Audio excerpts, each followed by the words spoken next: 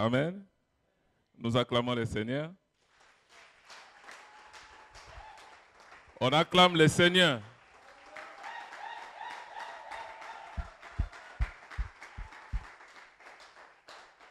Il mérite la gloire, la louange et l'adoration au siècle des siècles. Alléluia.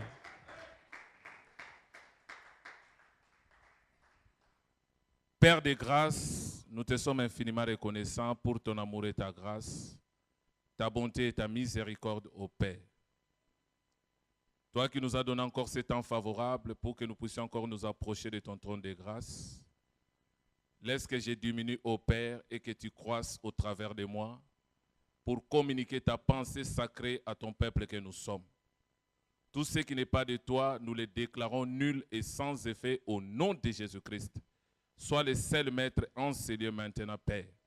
Comme il est écrit dans les prophètes qu'au temps du soir, nous serons tous enseignés de toi et que l'onction de Dieu nous enseignera toutes choses. Au nom de Christ et Jésus, nous avons ainsi prié. Amen. Amen. Nous pouvons nous asseoir. Nous ouvrons nos Bibles rapidement dans 2 Thessaloniciens, chapitre 2, le verset 1 à 12. Là, je vais courir derrière les temps. Pour ceux qui prennent note, donc on est dans 2 Thessaloniciens, chapitre 2, le verset 1 à 12. Matthieu 24, le verset 1 à 14. Gide, le verset 3. Il n'y a pas de chapitre là-bas. Le verset 3, le verset 11 et le verset 19. Gide. Luc 8, le verset 4 à 15. Apocalypse chapitre 2 et le chapitre 3. Je prends rapidement 2 Thessaloniciens chapitre 2, le verset 1 à 12. Nous allons parler sur l'apostasie. C'est ça le thème de ce matin. L'apostasie. L'apôtre Paul dit ceci. Pour ce qui concerne l'avènement de notre Seigneur Jésus-Christ et notre union avec lui, nous vous prions, frères,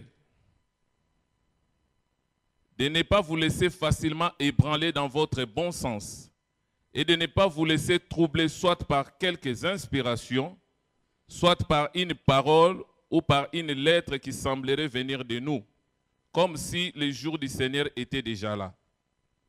Que personne ne vous séduise d'aucune manière, car il faut que l'apostasie soit arrivée auparavant. Soulignez cette phrase. L'apostasie soit arrivée auparavant et qu'on ait vu paraître l'homme impie, le fils de la perdition, l'adversaire qui s'élève au-dessus de tout ce qu'on appelle Dieu ou de ce qu'on adore. Il va jusqu'à s'asseoir dans les temples de Dieu et se proclamant lui-même Dieu. Ne vous souvenez-vous pas que je vous disais ces choses lorsque j'étais encore chez vous? Et maintenant, vous savez ce qui les retient, afin qu'ils ne paraissent qu'en son temps, car le mystère de l'iniquité agit déjà. Il faut seulement que celui qui les retient encore ait disparu. Et alors paraîtra l'impie, que le Seigneur Jésus détruira par le souffle de sa bouche et qu'il écrasera par l'éclat de son avènement. L'apparition de cet impie se fera par la puissance de Satan, avec toutes sortes de miracles, de signes et de prodiges mensongers, et avec toutes les séductions de l'iniquité, pour ceux qui périssent. Soulignez ceux qui périssent. Parce qu'ils n'ont pas reçu l'amour de la vérité pour être sauvés. Le verset 11.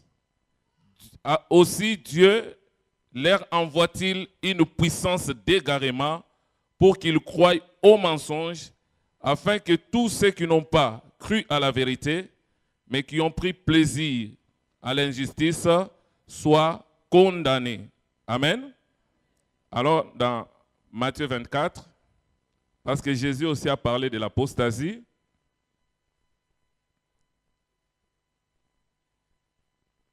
Matthieu 24,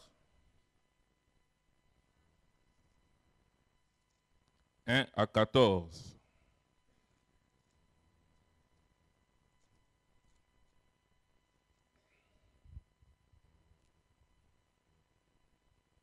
Je commence au verset 3. Il s'assit sur la montagne des Oliviers et les disciples vinrent en particulier lui poser cette question. Dis-nous, quand cela arrivera-t-il?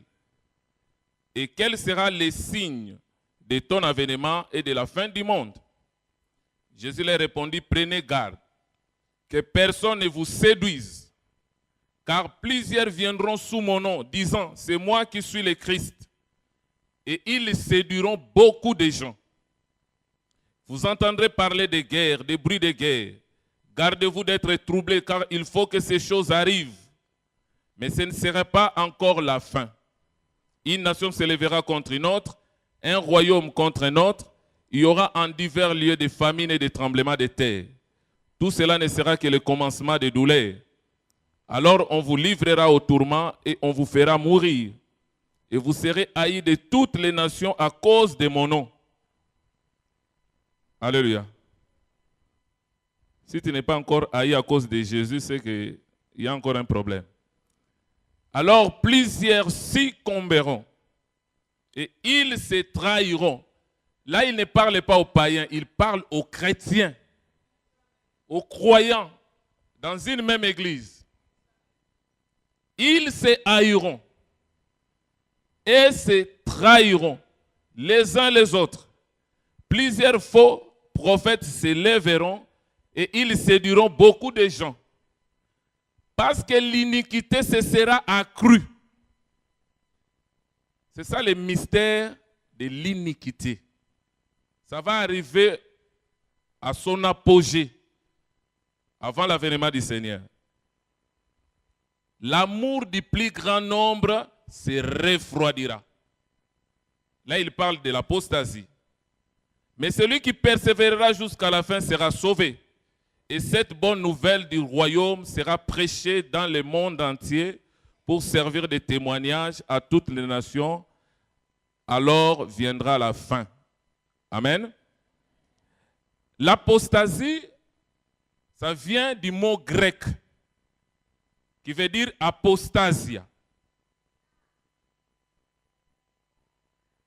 S'il faut définir l'apostasie, nous pouvons dire c'est un acte délibéré. Quand on dit un acte délibéré, c'est-à-dire c'est un acte volontaire. Un acte que quelqu'un pose à son âme et conscience. Il est conscient de ce qu'il fait. C'est un acte délibéré d'un croyant de rejeter ou de renoncer à la vérité révélée. Alléluia. C'est par là, il y a d'autres personnes qui parlent du rejet de la foi doctrinale. À un moment donné, tu croyais à la vérité de la parole. Tu croyais que Jésus-Christ est Dieu. Tu croyais que par son sacrifice à la croix, j'ai été justifié. Tu croyais à la puissance de Dieu. Mais vu les problèmes qui surgissent dans ta vie, tu commences à renoncer à cette vérité. Alléluia. Alléluia. On peut aussi définir l'apostasie comme étant l'action de s'éloigner de Dieu, de s'éloigner de la vérité, de s'éloigner des choses de Dieu, le découragement. Alléluia. L'abandon, la rébellion, la désertion. C'est comme dans une armée, tu t'étais engagé pour servir l'État. Mais à un certain moment, tu désertes. C'est aussi une forme de l'apostasie. La régression spirituelle. Je fais des biens aux gens, mais en retour, c'est l'ingratitude. Alors cette fois-ci, j'arrête. Or, la Bible nous dit, ne vous lassez pas à faire du bien, parce que vous moissonnerez au temps convenable. Celui qui relâche, c'est celui qui compte sur les hommes. Je lui fais du bien et j'attends en retour. Et la Bible dit maudit. Soit celui quiconque qui se confie à un homme. Mais heureux soit celui qui se confie à l'Éternel. Parce que son visage ne sera jamais couvert de honte. Amen. L'apostasie, c'est aussi la défection. Voilà pourquoi l'apostasie vient de deux sources. La première source, c'est l'erreur doctrinale. Parce que l'apostasie fonctionne dans deux dimensions. Il y a la dimension individuelle. Ça peut concerner la personne elle-même. Là, nous pouvons voir dans 1 Timothée 1, les versets 18 à 20, et 1 Timothée 4, les versets 1 à 9.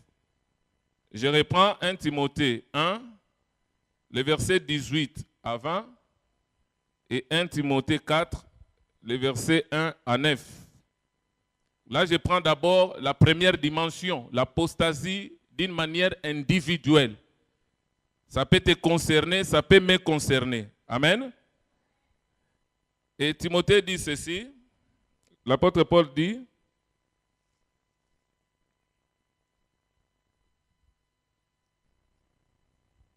au verset 18, la recommandation que je t'adresse, Timothée, mon enfant, selon les prophéties faites précédemment à ton sujet, c'est que d'après elles, tu fasses quoi? Vous êtes avec moi? On dit bien, les prophéties faites précédemment à ton sujet, c'est que d'après elles, d'après ces prophéties, que tu combattes le bon combat de la foi. À ce temps de la fin, les gens aiment les prophéties qui viennent flatter. Tu seras la tête et non la queue. Tu n'es pas n'importe qui. Tu as la grandeur. Alléluia. Mais ici, la prophétie qui a été faite pour Timothée, c'était de combattre les bons combats de la foi. Ce que nous devons comprendre, les diables n'aiment pas ceux qui ont la foi véritable. Celui qui a la foi du Fils de Dieu, il a le salut de Dieu. Et le diable sait que aussi longtemps, tu vas demeurer ferme dans la foi en Christ, la porte du salut est ouverte pour toi. Voilà pourquoi son but, c'est de détruire ta foi. Alléluia. Il dit, en gardant la foi et une bonne conscience. Si ta conscience est corrompue, tu ne peux pas garder la foi. Alléluia. En gardant cette conscience, quelques-uns l'ont perdue. Ils ont perdu cette conscience. Automatiquement, ils ont fait quoi? Ils ont fait naufrage par rapport à la foi. Et de ces nombres sont Hyménée et Alexandre, que j'ai livrés à Satan, afin qu'ils apprennent à ne pas blasphémer. Alléluia. La première source de l'apostasie, c'est l'erreur doctrinale. Le problème avec Alexandre et Hyménée, c'était quoi? Pour Alexandre, quand on prêche, on dit, là où les péchés abondent, la grâce de Dieu fait quoi? Surabonde. Maintenant, Alexandre a réfléchi. Il s'est posé la question, si là où les péchés abondent, la grâce surabonde, donc il serait mieux de vivre dans les péchés pour que la grâce surabonde. Automatiquement, il commençait à enseigner ça. Hein? Vivons dans les péchés pour que la grâce de Dieu surabonde. C'est là où l'apôtre Paul a dit, nous ne pouvons pas faire de la grâce de Dieu une licence pour vivre selon les convoitises de la chair. Dans Tite 2, il dit au verset 11, la grâce de Dieu, source de salut de tous les hommes, a été manifestée. Maintenant, cette grâce nous enseigne à renoncer à l'impiété, à la convoitise de la chair. Elle nous recommande à vivre dans ce siècle présent, dans ce monde, selon la sagesse et la justice de Dieu, en attendant la bienheureuse espérance et la manifestation du Fils de Dieu. Quand vous allez dans 1 Jean 3, le verset 3, la Bible dit, celui qui a cette espérance-là se purifie. Alléluia. Maintenant, si l'enseignement la passe, ça éloigne le peuple de la vie de Dieu. L'apostasie entre. Voilà pourquoi Paul était obligé de rectifier les choses. Maintenant, pour y mener, lui, il a dit, la manière dont je vois les choses, c'est comme si l'enlèvement a déjà eu lieu. Maintenant, nous sommes au jour du Seigneur. Alléluia. Vous connaissez la différence? Quand Christ est venu, ça c'était la première venue de Jésus, quand il est né. Amen. Et dans la première venue de Jésus, nous voyons des aspects.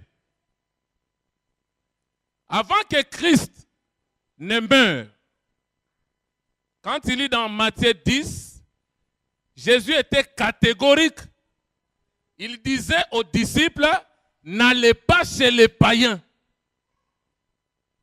Et quand il guérissait les malades, il disait que le Fils de Dieu est venu chercher et sauver les brebis perdues d'Israël.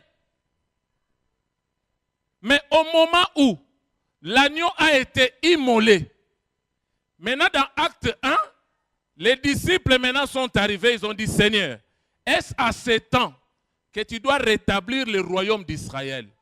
Il dit, ce n'est pas à vous de connaître ce que le Père a fixé dans sa propre autorité. Un jour, les pharisiens sont arrivés, ils ont dit, Jésus, fais-nous un miracle. Il dit, pour vous les Juifs, il n'y en aura plus. Les miracles qui restent, c'est le miracle de Jonas. C'est-à-dire, Jonas a passé 3 jours dans le ventre du poisson. Ensuite, on l'a vomi à Ninive. Et quand il a prêché l'évangile de Dieu à Ninive, tous les Ninivites ont cru à la parole de Dieu. Ils se sont convertis depuis les rois jusqu'aux animaux. Or, les Ninivites, c'était l'image de nous, le peuple des nations, peuple sans Dieu, sans promesse, sans alliance, sans adoption. Alléluia.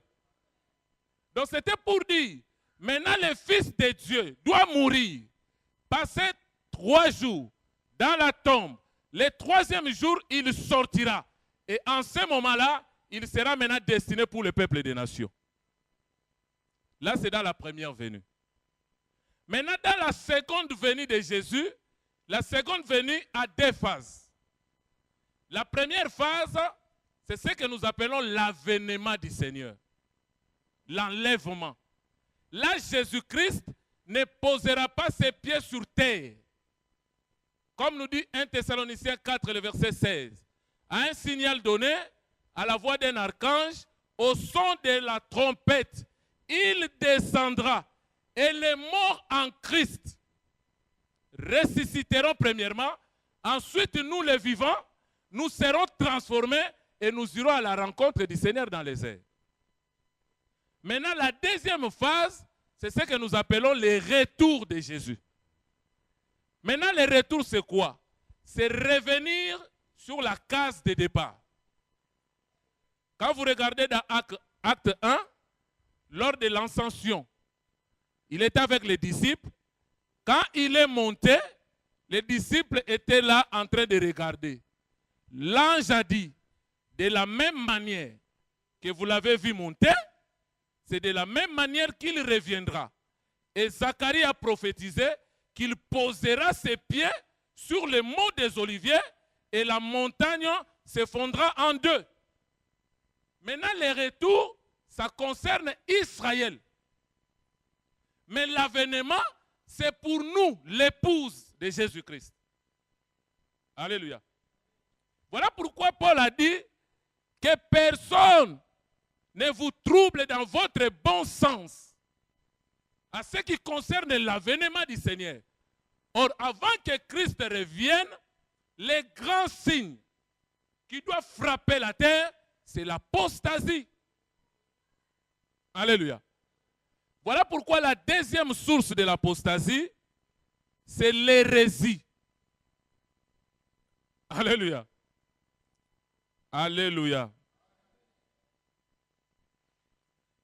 Là, vous notez 2 Timothée 2, les versets 16 à 26.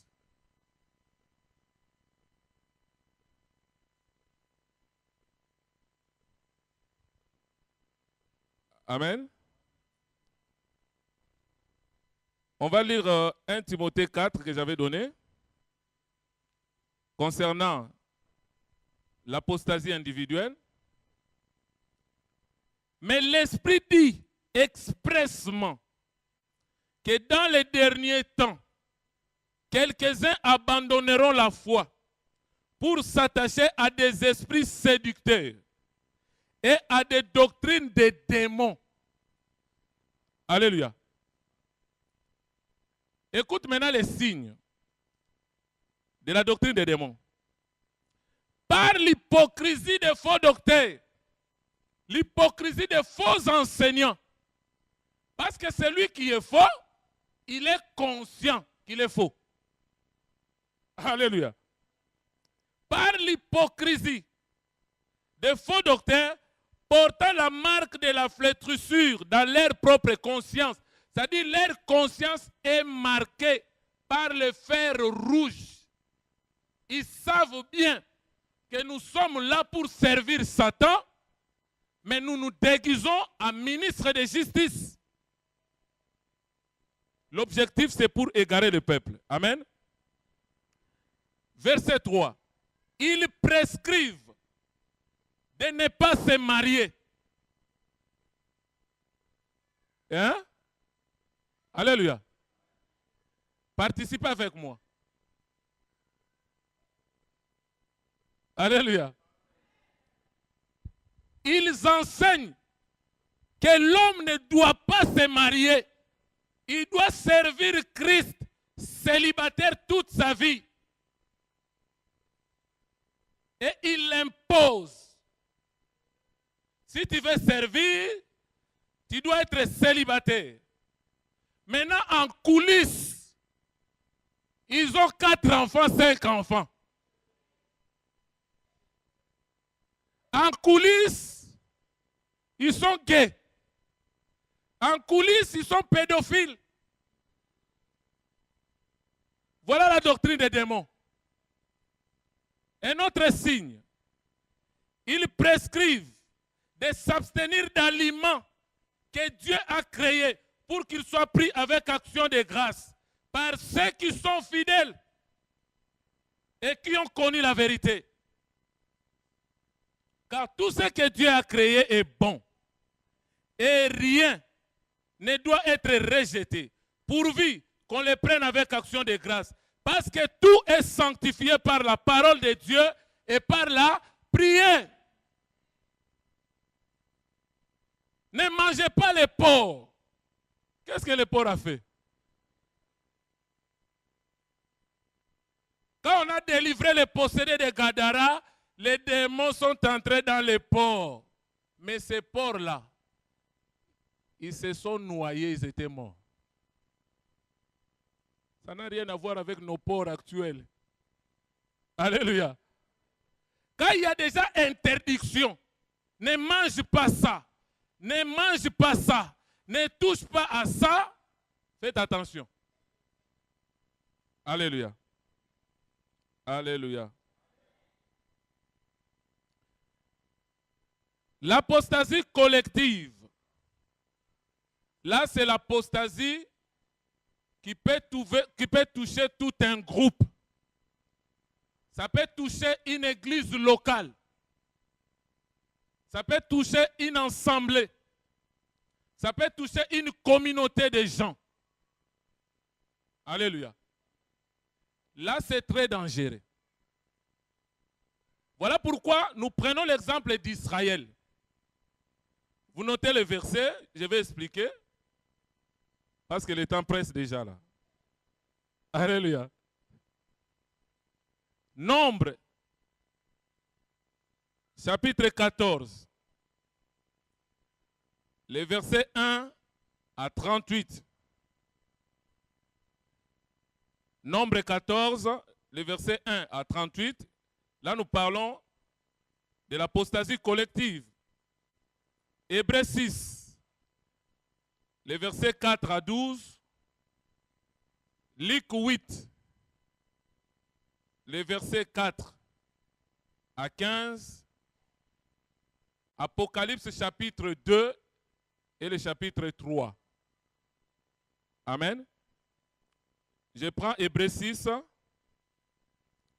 Après, je vais expliquer Nombre 14. Hébreux 6, le verset 4 à 12.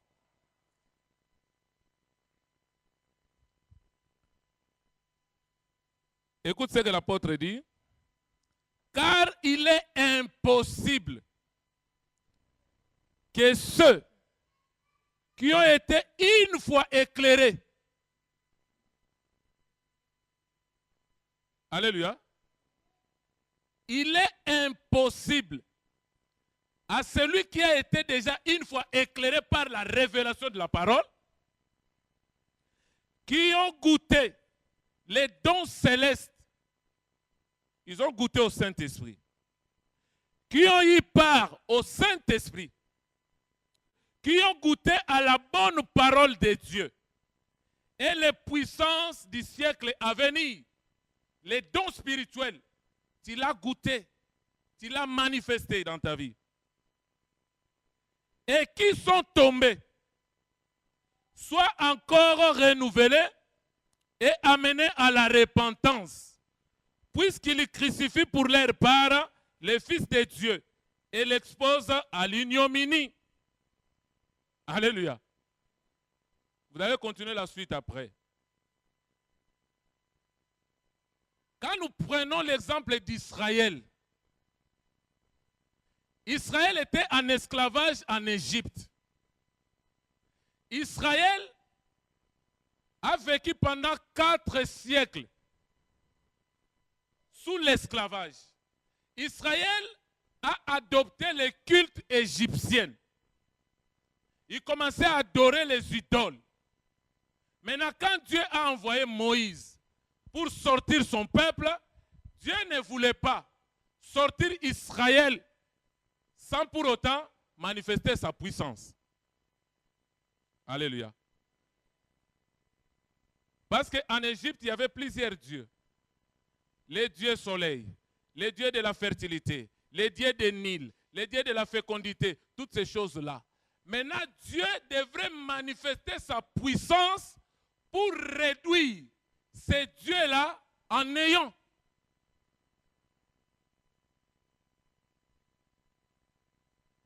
Quand il a transformé l'eau de Nil en sang, c'est pour dire, toi Dieu de Nil, viens changer, viens purifier si tu pourras. Alléluia. Dieu de la récolte, il a envoyé les sauterelles. Ils ont détruit les récoltes. Où étaient ces dieux-là? Les dieux soleil, il a frappé l'Égypte des ténèbres.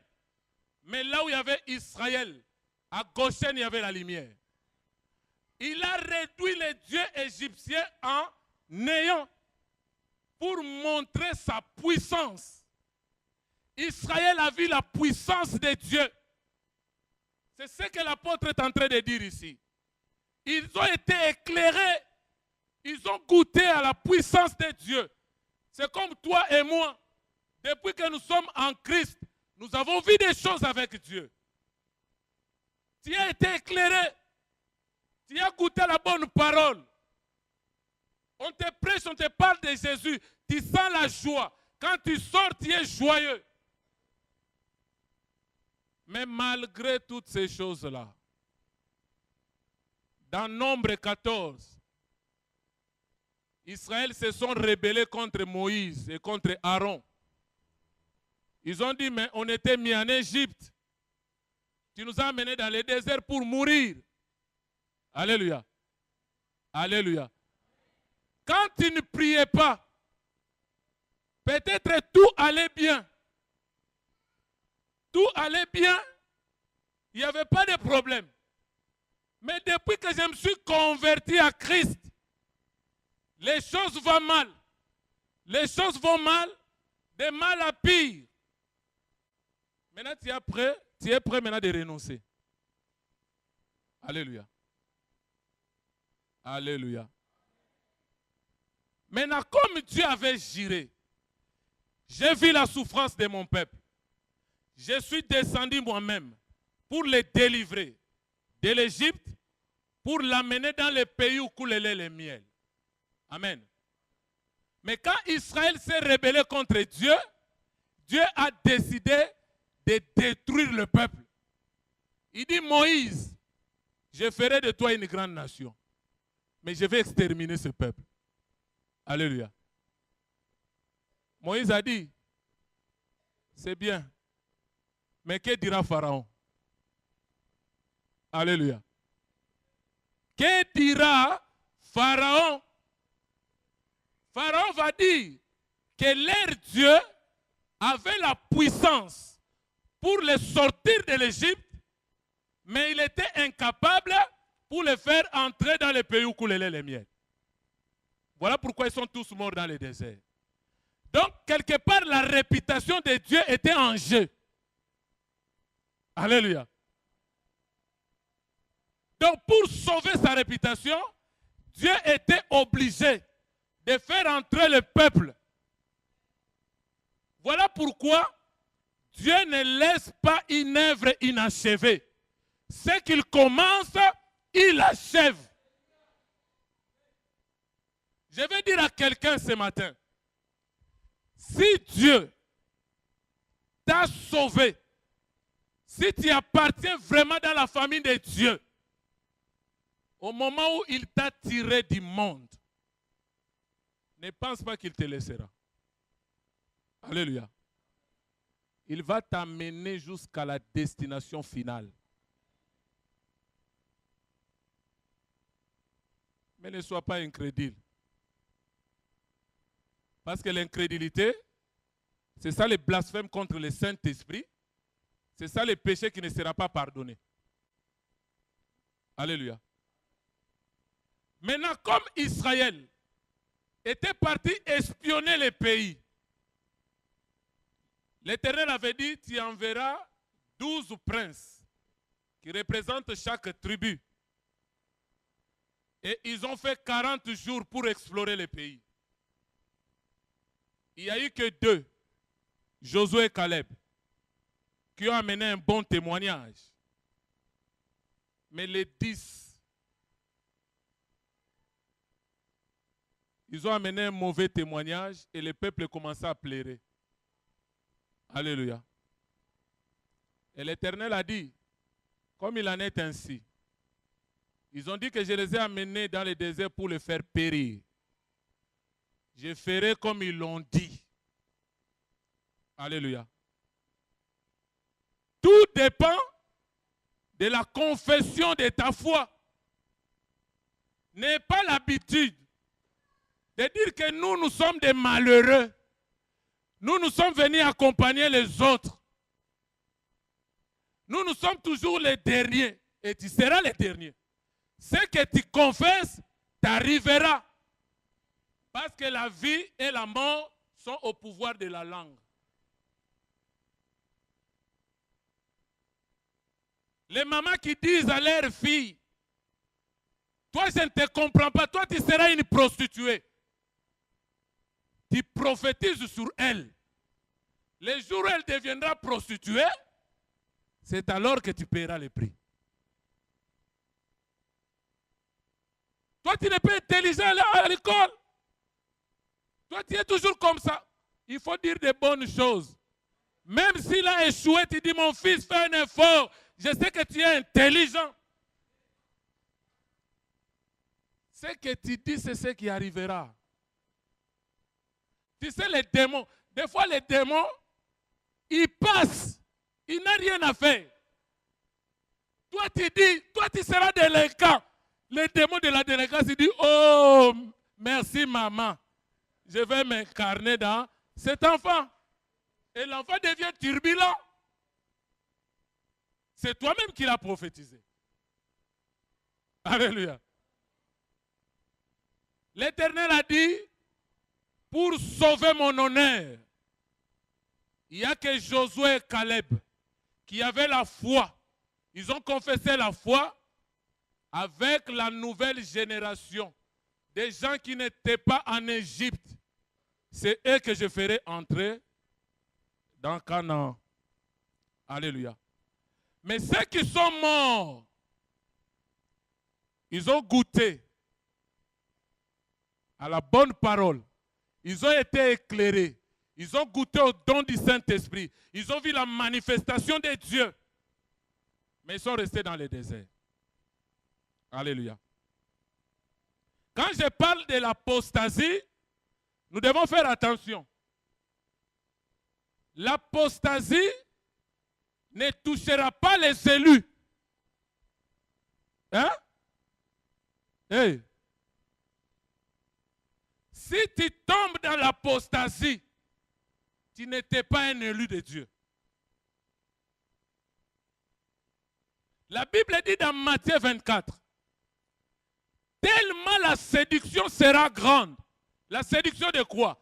De l'apostasie, avec les faux enseignements apportés par les faux docteurs et les faux prophètes. La Bible dit, à cause de ces enseignements-là, ils séduiront beaucoup de gens. Voire même si c'était possible qui? Les élus. En d'autres termes, il n'y a pas possibilité de séduire les élus de Dieu. Alléluia. Moi, je connais des gens qui prient dans une église. Les pasteurs font n'importe quoi. Ils volent l'argent, ils escroquent l'argent du peuple. C'est-à-dire, c'est noir sur blanc, c'est clair. Mais tu dis, mais pourquoi votre pasteur est comme ça? Pourquoi vous ne quittez pas l'église? Ils vous disent, lui il est toujours comme ça. Hein? On est habitué. Vous savez pourquoi? Au verset 11 des 2 Thessaloniciens, la Bible dit, puisque ces gens-là n'ont pas reçu l'amour de la vérité de la parole. Amen. Parce que celui qui a reçu l'amour de la vérité, malgré les difficultés, malgré les problèmes, malgré la souffrance, malgré les moments difficiles, il persévère avec Dieu.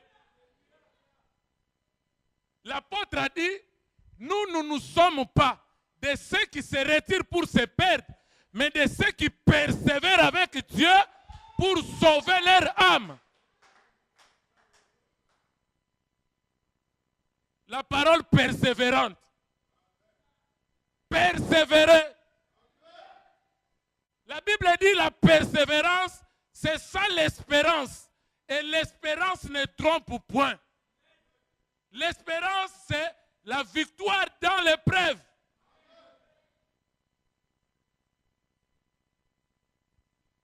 La vie que nous avons choisie, si tu veux vivre naturellement, tu vas tomber. Alléluia. Pour survivre dans la vie chrétienne, c'est par la foi du Fils. L'apôtre Paul a dit dans Galates 2:20, j'ai été crucifié avec Christ. Amen. Maintenant, si je vis, ce n'est plus moi qui vis. C'est Christ qui vit en moi. Maintenant, si je vis maintenant dans la chair, c'est-à-dire dans ce corps, je vis, dans d'autres versions on dit, je vis dans la foi du Fils. Mais selon les Grecs, je vis par la foi du Fils de Dieu. Ce n'est pas la foi à toi. C'est la foi du Fils de Dieu que tu as reçu comme un don. La Bible dit dans Ephésiens 2, le verset 8 à 10, vous notez. Nous sommes sauvés par la grâce, au moyen de la foi, et cela ne vient pas de nous, c'est un don. Alléluia. Pour comprendre la bonté de Dieu, allons dans Romains.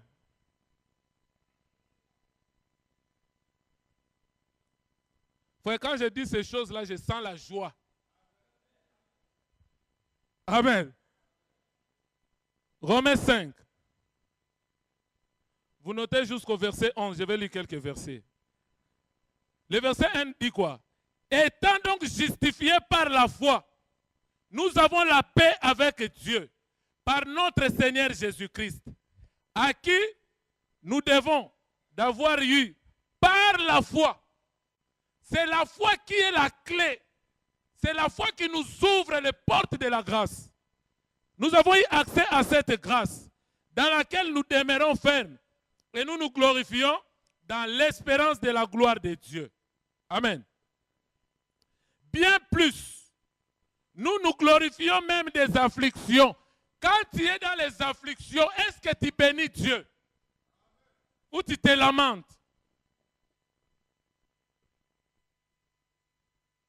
Il dit, nous nous glorifions même des afflictions. Sachant que l'affliction produit la persévérance. Peuple de la parole persévérante. Les noms là, c'est là la vision. Ce qui produit la persévérance, c'est les afflictions. Pas d'affliction, pas de persévérance. Alléluia. Produit la persévérance. La persévérance, la victoire dans quoi? Dans l'épreuve. Et cette victoire est l'espérance. Or, l'espérance ne trompe au point. Parce que l'amour de Dieu est répandu dans nos cœurs par le Saint-Esprit qui nous a été donné.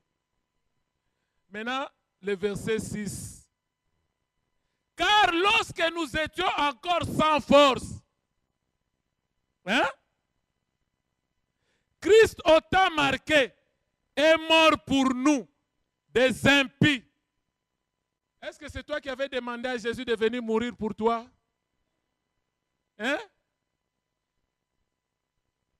On voit déjà la grâce, l'amour de Dieu. La Bible dit lorsque nous étions sans force, c'est-à-dire nous étions encore pécheurs. Nous étions dans les ténèbres. On ne connaissait pas Dieu. On était un peuple sans Dieu, sans alliance, sans promesse. Si tu meurs l'enfer, sans courbure.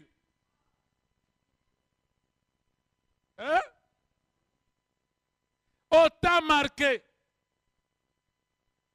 Verset 8. Dieu prouve son amour. Non, verset 7. À peine mourra-t-on pour un juste. Quelqu'un peut-être mourrait pour un homme de bien.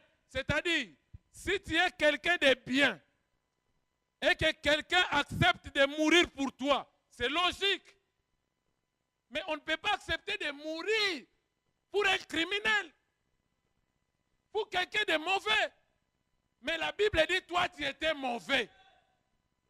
Maintenant, Christ a accepté de mourir pour toi.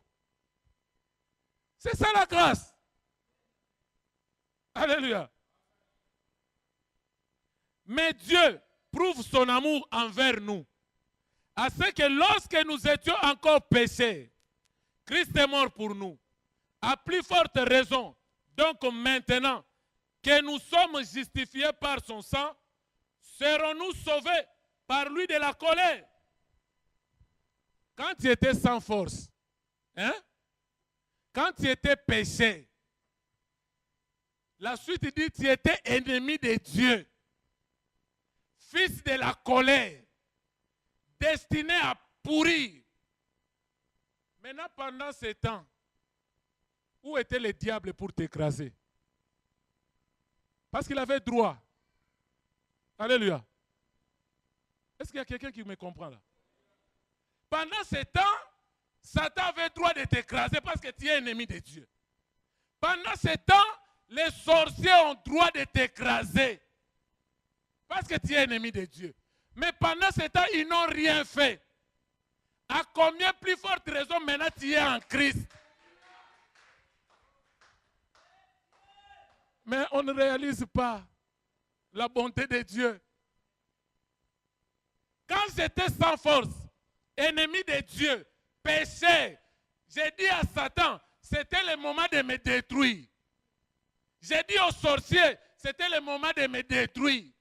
J'ai dit aux marabouts, aux magiciens, aux occultistes, c'était le moment de me détruire. Mais maintenant je suis en Christ, c'est trop tard. La Bible dit, ma vie est cachée en Jésus-Christ dans les lieux célestes. Si tu veux me détruire, va dans les lieux célestes.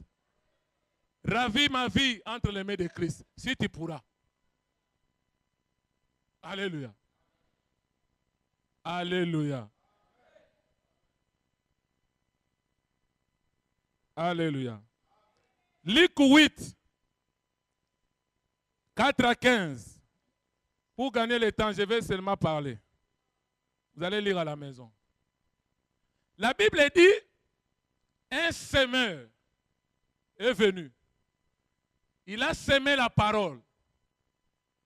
La parole, c'est la sémence incorruptible de Dieu. Maintenant, cette parole est tombée dans le premier cœur. C'est-à-dire la parole qui tombe au bord du chemin. Mais la personne là, n'est-ce pas, il a écouté la parole? Hein? Il a écouté la parole. Et la parole là est tombée. Maintenant la Bible dit, l'ennemi vient. Il ôte cette parole. De peur que s'il laisse cette parole, la personne finira par croire et être sauvée. Alléluia. Maintenant la deuxième sémence est tombée sur un cœur qui était rempli de pierre. C'est ça l'incrédulité. Il a reçu la parole, mais il ne laisse pas cette parole faire son travail. Il ne laisse pas cette parole prendre racine. Et la Bible dit, au moment des épreuves, au moment des tentations, il rejette cette parole. Mais pourtant, il a été éclairé. Amen. Troisième cœur, la Bible dit, ça tombe entre les épines. Maintenant, les épines symbolisent les soucis de ce monde, les inquiétudes. Tu sais, celui qui s'inquiète, il adore maman. Hein? Est-ce que vous savez ça? Lisez Matthieu 6. Christ n'arrête pas de dire, ne vous inquiétez de rien, de ce que vous mangerez, parce que le ventre est plus que la nourriture. De ce que vous serez vêtus, parce que le corps est plus que les vêtements.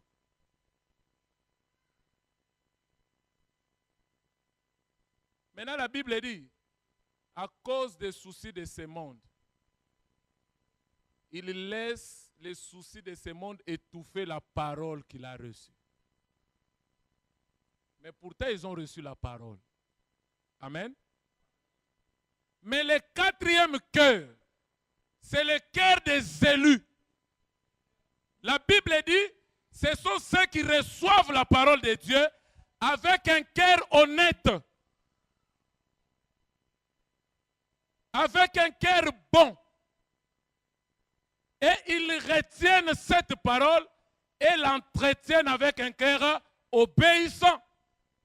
Avec persévérance, ils porteront du fruit. Alléluia. Voilà pourquoi, parmi les 3 premiers cœurs, ils peuvent dire, j'ai déjà reçu la parole, j'ai reçu la sémence de Dieu, j'ai la foi, mais aujourd'hui je tombe dans l'apostasie, abandon de la foi. Ce n'est pas ça. Tu as été éclairé. Tu avais reçu la parole, mais tu n'entretenais pas cette parole avec un cœur obéissant. Tu n'as pas laissé cette parole faire son travail. Alléluia. Alléluia.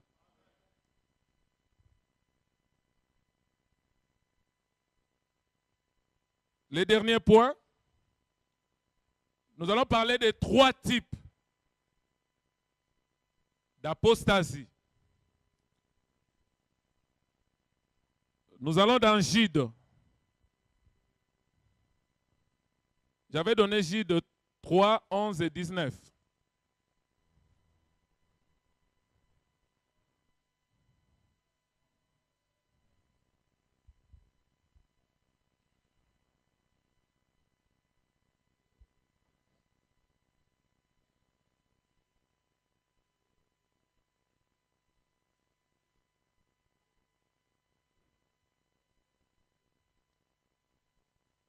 Alléluia. Je lis d'abord Jude 3 et Jude 19. Bien-aimés, alors que je désire vivement vous écrire au sujet de notre salut commun, et je me sentis obligé de vous envoyer cette lettre pour vous exhorter à combattre pour la foi qui a été transmise aux saints une fois pour toutes. Dieu ne transmet pas la foi 2 fois. Est-ce qu'il y a quelqu'un qui me saisit là? Dieu n'est pas un homme pour te sauver. Après, il ne te sauve plus. Après, il te sauve encore. Dieu n'est pas un homme. Alléluia. Il dit, nous devons combattre pour la foi qui a été transmise une fois pour toutes aux saints.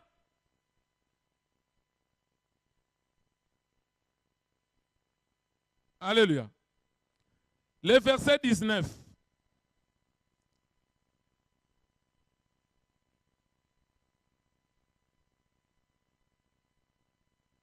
Ce sont ceux qui provoquent des divisions. Hein? Des hommes sensuels, n'ayant pas l'esprit.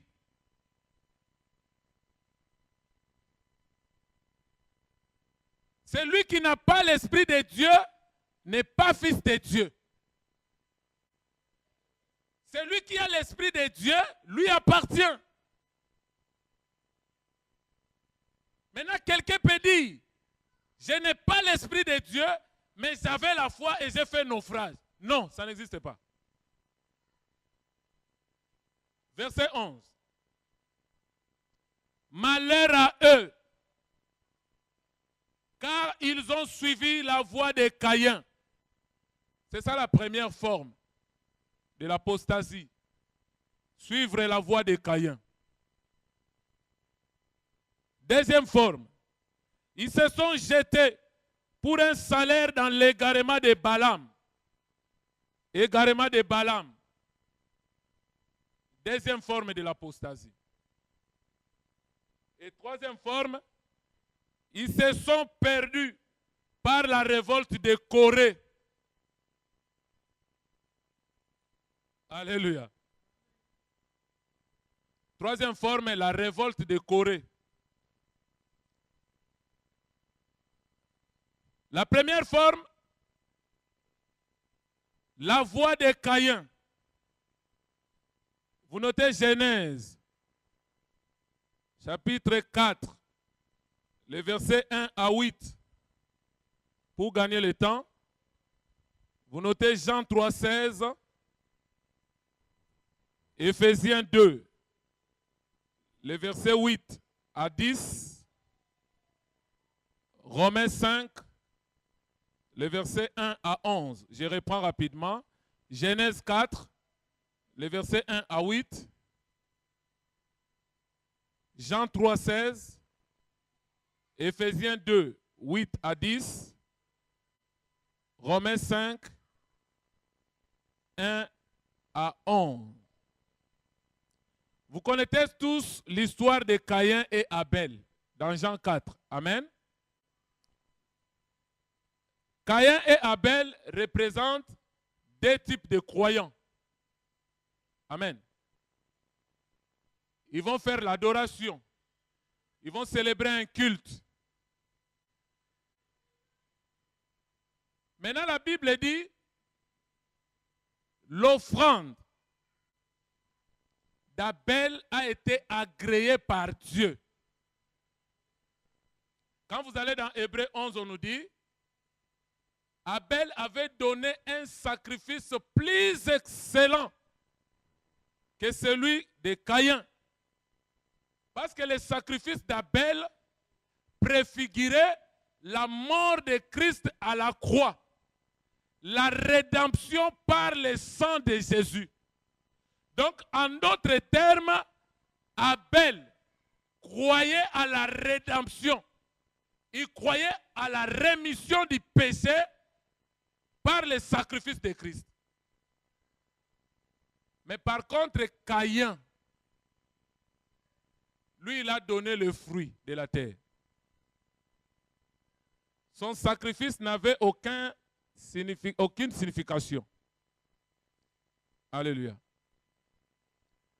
Donc, suivre la voie de Caïn, ça veut dire quoi? Chercher à plaire Dieu par ses propres efforts. Chercher la justice de Dieu par les œuvres. Or, la justice de Dieu ne s'obtient pas par les œuvres. Voilà pourquoi Éphésiens 2, les versets 8 à 9 dit quoi? Nous sommes sauvés par la grâce, au moyen de la foi. Cela ne vient pas de nous, c'est un don. Verset 9, ce n'est pas par les œuvres que l'homme doit se glorifier. Tu es le Dieu de ma vie. En toi j'ai trouvé le salut. Reçois, ô Dieu, l'adoration d'un cœur que tu as sauvé. Je veux t'adorer.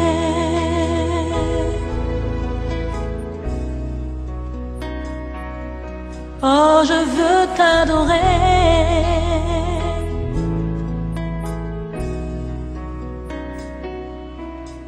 Je veux t'adorer. Oh, je veux t'adorer, Père.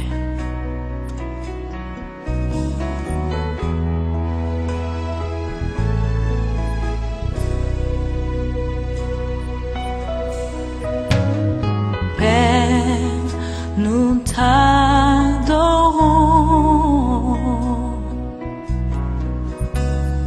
Père, nous t'adorons,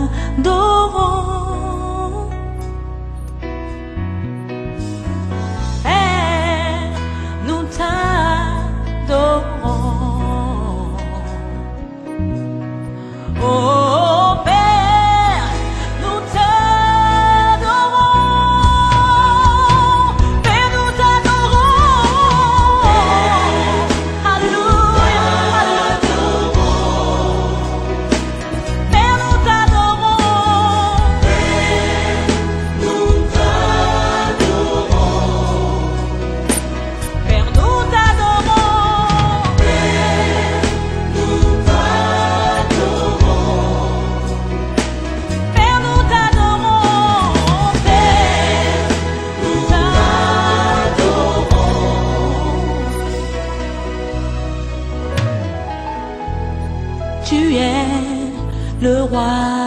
crois.